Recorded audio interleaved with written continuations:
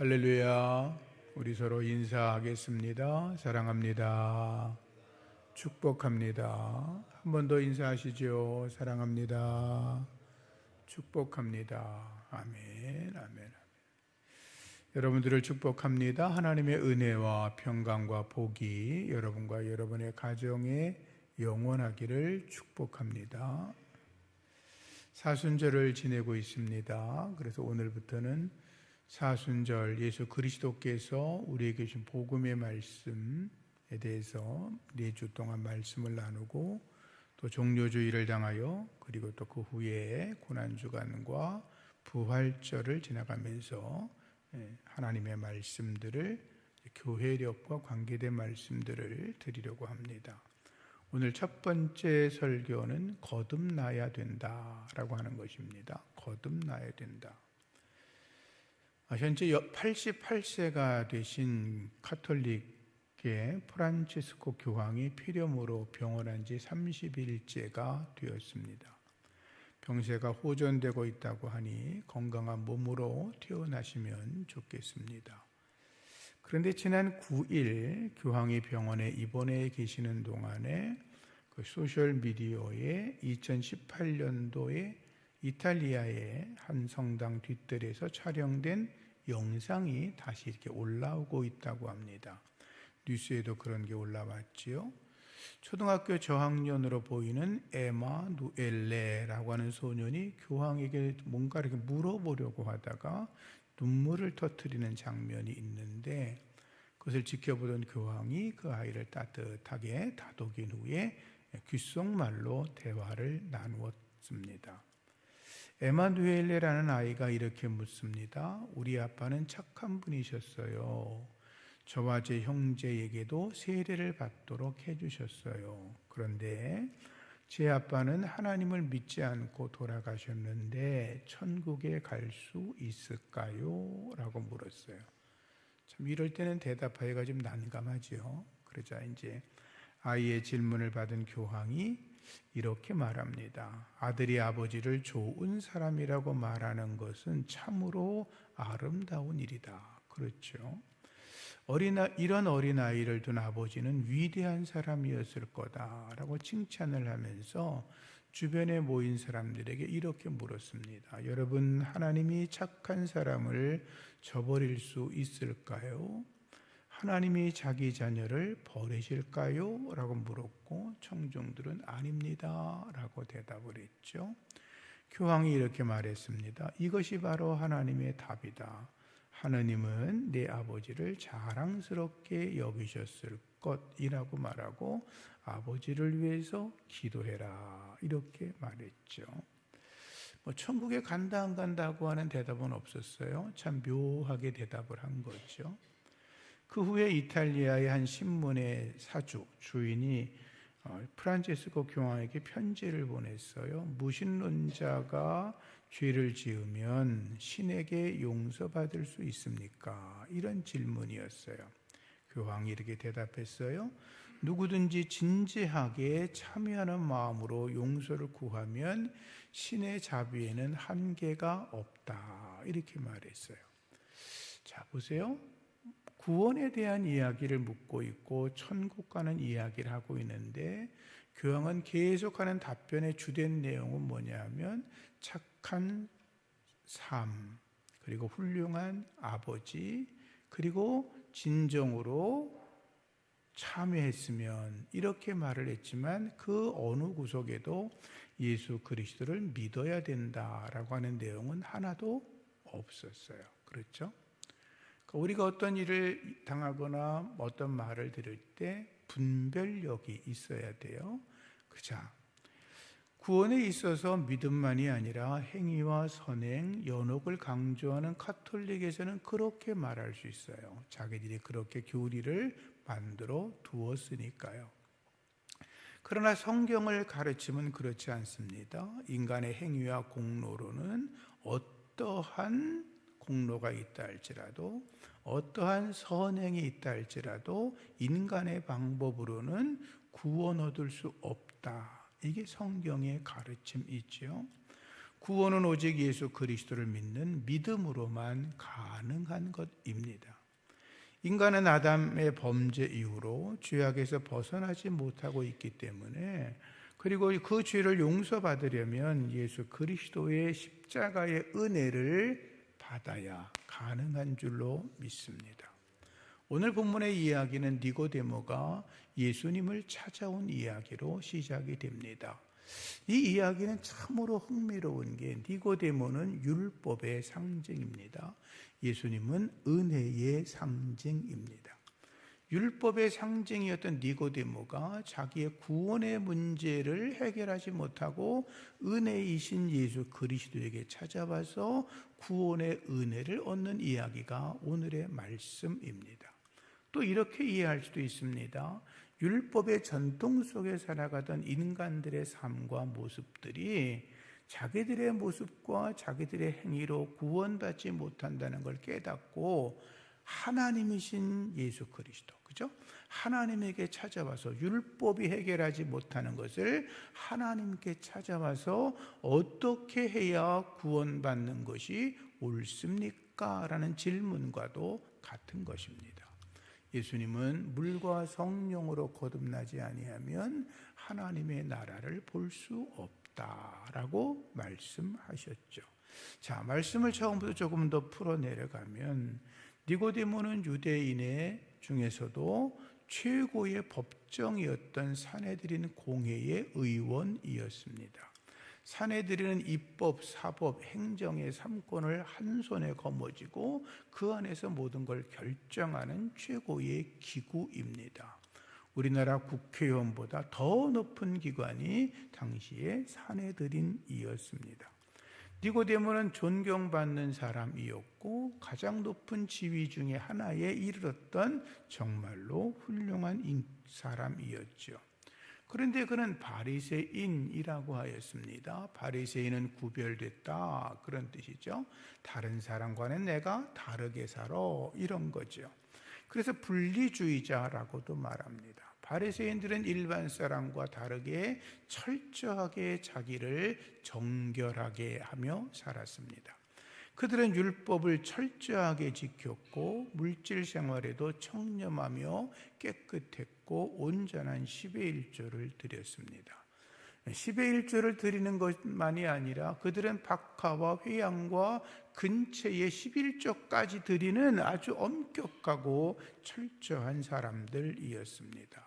하루에 3번 기도했습니다. 일주일에 2번 금식합니다. 저도 그렇게 못합니다. 율법으로는 흠이 없는 사람이라고 모든 사람들이 인정했고, 그들은 천사를 믿었고 영의 존재를 믿었고 천국과 지옥, 부활에 관한 것을 믿었습니다. 사람들은 아마 바리새인들을 볼 때 그들이 랍비, 오늘날로 말하면 목사님과 같은 분들이었기 때문에 그 바리새인들은 그들은 당연히 천국에 들어갈 거라고 생각을 했을 것입니다. 바리새인들이 천국에 들어가지 못한다면 땅에 사는 어느 누구도 천국에 이를 수 없을 거야 라고 생각을 했을 겁니다. 그런데 바리새인 중에 바리새인이었던 니고데모는 구원의 문제에 자신이 없었습니다. 그는 내가 정말로 천국에 갈 수 있을까라고 하는 영적 불안감이 그에게 찾아왔던 것입니다. 다시 말씀드리면, 내가 정말 구원을 받았나? 내가 죽으면 천국 갈 수 있나? 내가 이렇게 철저하게 율법을 지키고 살아가는데 왜 내 마음속에는 영적인 두려움, 공허감이 있는 것인가? 내가 하나님 앞에 정직하게 11조 드리고 일주일에 2번이나 금식을 하고 하루 3번이나 기도하고 날마다 성경 읽고 묵상하고 암송하면서 살아가는데 왜 나는 이렇게 허탄한가? 내가 정말 구원을 받았나? 이런 고민이 그 속에 있었다는 것입니다. 나는 이렇게 어려서부터 철저하게 종교적인 삶을 살아왔는데 나는 누구보다도 더 선한 삶을 살았는데, 누구보다도 열심히 율법을 공부했기 때문에 존경도 받고 바리새인 중에서도 가장 높은 자리 산헤드린의 회원이 되었는데 왜 나는 이렇게 공허한가? 그게 바로 니고데모의 고민이었던 것입니다. 니고데모는 그런 생각에서 벗어날 수가 없었습니다. 영적 지도자였지만 영적인 자유함이 그에게는 없었습니다. 그런데 문제는 이런 문제를 누구와도 상담할 수가 없었습니다. 평범한 유대인이라면, 여러분들이라면 무슨 신앙에 문제가 있으면 목사한테 와서 물어보면 되는데, 쉽게 말하면. 그런데 이 니고데모는 최고의 바리새인, 쉽게 말하면 목사 중에서도 목사 같은 분이었기 때문에 그런 사람이 누구에게 가서 자기의 영적 구원의 문제를 이야기할 데가 없었기 때문에 더욱더 고민이었던 거죠. 그런데 그에게 한 줄기 빛처럼 나타나시는 분이 계셨는데 그분이 바로 예수 그리스도이셨습니다. 예수님께서 세상에 나타나셔서 말씀합니다. 회개하라, 천국이 가까이 왔다. 내가 길이다, 진리다, 생명이다. 나로 말미암지 않고는 아버지께로 올 자가 없다. 예수님께서 병든 자를 치료하며 말씀하십니다. 내 병이 나았다. 내 죄가 사함을 받았다. 그리고 또 말씀하십니다. 나는 죄 사하는 권세가 있는 하나님의 아들로 죄인들을 구원하러 왔다고 주님이 말씀하셨습니다. 이런 이야기를 들으면서 니고데모가 궁금했을 겁니다. 도대체 뭐지? 우리들은 생각하기를 사람들이 걸리는 여러 가지 질병들 죄 때문이라고 우리가 가르쳤고 나도 그렇게 믿었는데, 앞을 보지 못하는 사람, 말 못하는 사람, 듣지 못하는 사람, 걷지 못하는 사람, 나병 환자, 중증병자들은 틀림없이 죄가 많아서 하나님이 저주하는 거라고 우리가 믿고 가르쳤는데, 예수님은 오히려 그들의 병을 치료하면서 내 죄도 용서받았다. 이게 니고데모에게는 이해가 되지 않는 것이었어요. 그리고 그들에게 하나님의 나라가 너희들의 것이라고 하니까 바리새인이었던 니고데모는 율법을 지켜야 하나님 나라 간다고 생각을 했는데 예수님께서 죄를 용서하면서 하나님의 나라가 너희 것이라고 하니 이해가 되지 않았죠. 예수님의 죄 사함을 이해 못했던 거예요. 당시에는 이런 질병이 많이 걸린 사람, 나병 환자, 조금 전에 말씀드린 그런 환자들은 성전에 갈 수가 없었어요. 제사에 참여할 수가 없었어요. 왜? 저주받은 인간이라고 생각을 했기 때문에. 부정탄 더러운 인간이니까. 그런데 예수님께서는 그들에게 영적 자유함과 천국을 말씀하셨으니 니고데모로서는 혼란했던 거죠. 또 하나는 예수님이 안식일에 병자를 고쳐요. 귀신을 쫓아내요. 제자들이 안식일에 길을 지나다가 벼이삭을 훑어먹었어요. 근데 예수님은 그것을 책망을 하지 않았어요. 예수님은 이렇게 말씀하세요. 인자는 안식일의 주인이다. 사람이 안식일을 위해 존재하는 것이 아니라 안식일이 사람을 위해 존재하는 것이라고 하면서 안식일에 대해서 자유함을 선포하셨거든요. 그런데 바리새인들은 여러 차례 말씀드렸지만 안식일에는 쉽게 말하면 손가락 하나도 까딱거리지 말라는 거거든요. 안식일에는 휴대폰을 가지고 눌러서 전화를 하거나 꺼있는 화면을 켜게 만들어도 죄라고 생각을 하는 게 율법이거든요. 우리로서는 상상이 안 되죠. 니고데모가 고민을 하다가 예수님을 찾아갑니다. 구원의 문제가 너무나 갈급했고 예수님이 자기가 성경을 보면 예수님이 하늘로부터 오신 분은 분명하고 그래서 그렇게 인사를 하잖아요. 하나님의 아들인 것 같기도 하고 아닌 것 같기도 하고 뭔가 마음에 갈등이 있어서 찾아간 거죠. 성경을 보면 예수님께서 동정녀 마리아에게 태어나셨고 헤롯 왕이 2살 이하 어린아이에 학살한 것도 알고 있었고 광야 40일 동안 마귀에게 시험받은 것도 알고 계셨고 요단강에서 세례받은 것도 알고 있었고 그리고 세례받을 때 성령이 비둘기처럼 임하시고 하늘에서 하나님께서 이는 내 사랑하는 자요 기뻐하는 자라고 하신 말씀들을 다 들어 알고 있었거든요. 그러니까 니고데모는 그 예수가 어떤 분인가도 궁금하기도 했고 그분이 정말로 하나님이 보내신 분이라면 정말로 구약에 예언된 하나님의 아들이 맞다면 자기의 구원의 문제를 해결해 줄 수 있을 거라고 믿고 찾아갔던 거죠.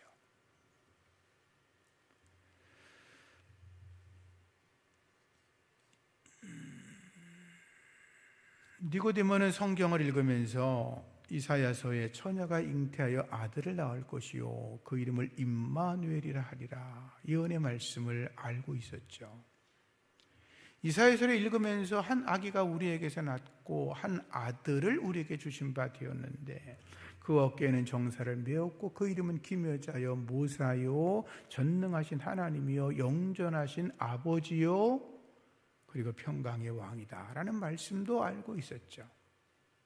그리고 베들레헴 에브라다야 너는 유다 족속 중에 가장 작을지라도 이스라엘을 다스릴 자가 네게서 나올 것이라 그의 근본은 상고의 태초니라 이런 여러 구약의 말씀들을 보면서 아까 말씀드린 예수님께서 태어나신 이후에 일어난 사건들과 이렇게 비교를 해보니까 틀림이 없는 거야. 니고데모의 가슴이 뛰기 시작했죠.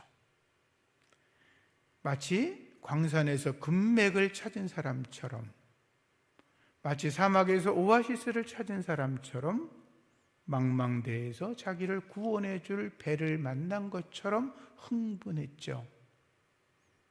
그런데 아시는 것처럼 세상 사람들이 뭐라 그랬어요? 당시에 다른 바리새인들은 예수가 귀신의 왕 바알세봅의 힘을 빌려서 그 일을 하고 있다고 이야기를 했죠. 그래서 니고데모가 대낮에 못 가고 깜깜한 밤중에 몰래 찾아가는 거죠. 니고데모가 예수님에게 정중하게 인사를 해요.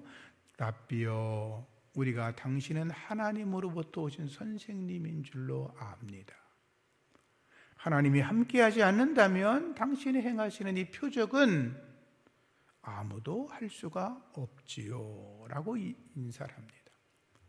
예수님께서는 니고데모가 온 이유를 이미 알고 계셨죠. 주님이 아주 직선적으로 말씀합니다. 인사를 하는데 주님이 이러죠. 진실로 진실로 내가 너에게 이르노니 사람이 거듭나지 아니하면 하나님의 나라를 볼 수 없다. 그죠? 예수님은 니고데의 마음속에 하나님의 나라에 대한 갈등이 있다는 걸 아시고 너 지금 하나님의 나라 구원의 문제에 대해서 나한테 궁금해서 왔지 물과 성령으로 거듭나지 않으면 하나님의 나라에 들어갈 수 없어. 니고데모가 말하죠. 예수님 이게 무슨 말입니까? 거듭나다니요? 이 제가 나이가 몇 살인데 아니 또 그렇지 않더라도 어느 누가 어머니 뱃속에 들어갔다가 또다시 태어난단 말입니까? 그건 아니지요. 예수님께서 말씀합니다. 육으로 난 것은 육이야. 영으로 난 것은 영이지. 내가 너에게 거듭나야 되겠다고 하는 말 이상하게 여기지 마라. 바람이 불어. 그런데 그 바람과 소리가 어디서부터 와서 어디로 가는지를 모르는 것처럼 성령으로 난 사람은 그런 거야. 이렇게 대답을 하십니다. 예수님 말씀은 물과 성령으로 거듭나라. 하나님의 자녀가 되라. 어머니의 뱃속에서 나온 것은 육의 자녀이지만 성령으로 다시 거듭나야만 하나님의 자녀가 된다라는 말씀이셨죠. 그리고 말씀합니다. 하나님이 세상을 이처럼 사랑하사 독생자를 주셨으니 이는 저를 믿는 자마다 멸망하지 않고 영생을 얻으리라. 뭐예요? 율법으로는 구원받을 수가 없어. 그런데 하나님께서 주시는 독생자 예수 그리스도를 믿는 자 그들만이 멸망하지 않고 영생을 얻는다. 이게 주님의 말씀이지요. 율법이 아니라 은혜로, 인간의 선행이 아니라 하나님의 은혜로 구원이 가능하다는 것이고, 그 하나님의 은혜는 예수의 십자가이며 그래야 물과 성령으로 거듭난다는 말씀을 주께서 하신 것이지요.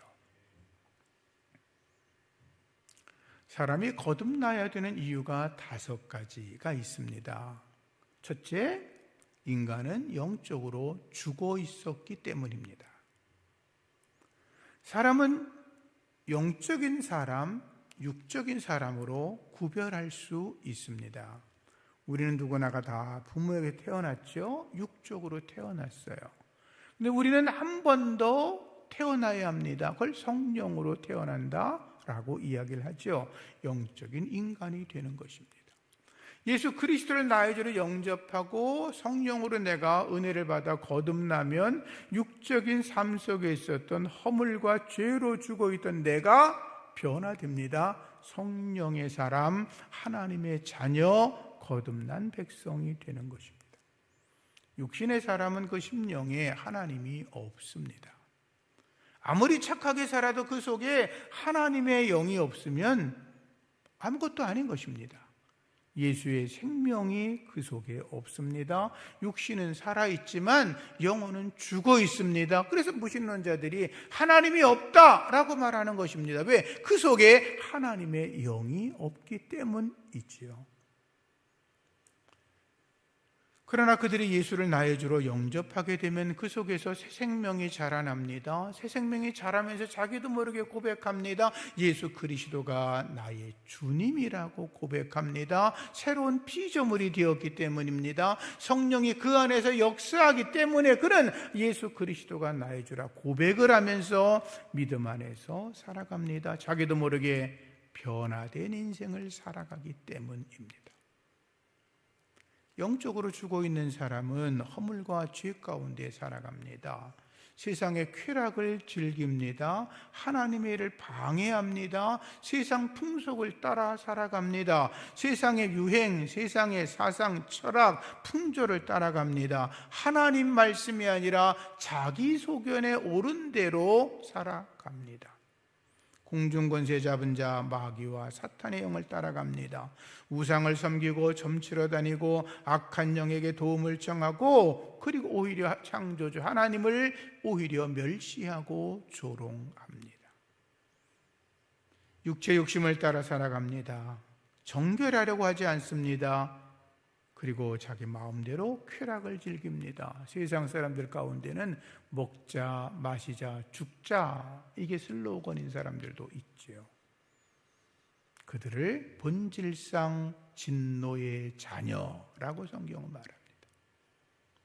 그들에게는 하나님의 나라가 허락되어 있지 않습니다. 그래서 그렇게 영적으로 죽은 자들이기 때문에 구원을 받아야 하는 것입니다. 두 번째, 영적으로 눈이 어둡기 때문입니다. 고린도전서 2장 14절 말씀 보면, 육에 속한 사람은 하나님의 성령의 일을 받지 아니하나니 저에게는 미련하게 보이며 또 깨닫지도 못하나니 이런 일은 영적으로 분변함이니라 라고 말씀합니다. 쉽게 말하면 육에 속한 사람들은 성령의 일을 알지 못하기 때문에 영적으로 분별할 수가 없다라고 하는 것입니다.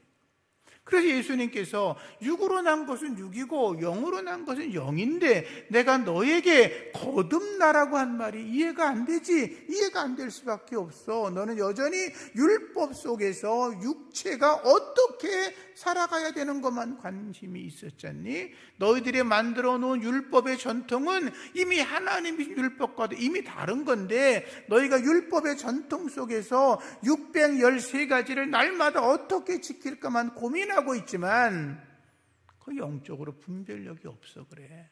성경은 그렇게 말하지 않아.